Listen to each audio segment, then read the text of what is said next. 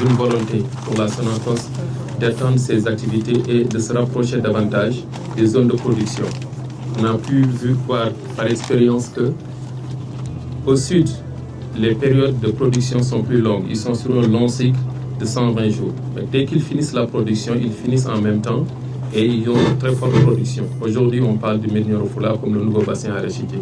Donc il y a vraiment assez de production. En même temps, dès que la production est disponible, on a des problèmes d'évacuation. On a fait la piste d'accès, on a fait tout ce qui est fait ici. Il y a un forage qui est là. Là, on attend juste le pont bascule est déjà arrivé. On attend le clearance pour faire l'installation. Dès que c'est installé, les opérations pourront démarrer. Donc, ce n'est pas un projet qu'on démarre et on attend.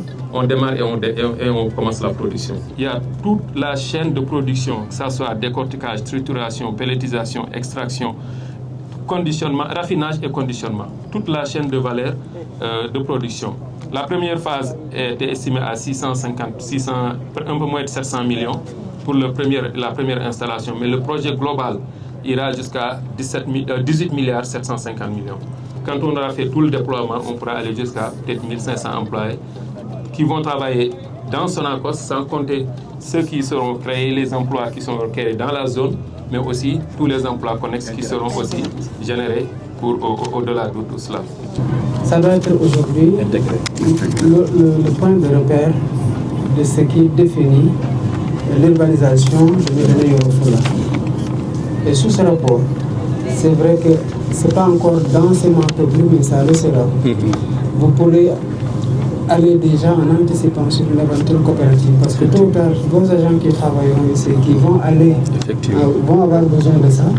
Il faut, c'est pas aménager forcément tout de suite, mais délimiter et surveiller l'occupation, et faites-vous encadrer par là pour qu'on sache que par où passent les voies, par où sont les équipements, etc., etc.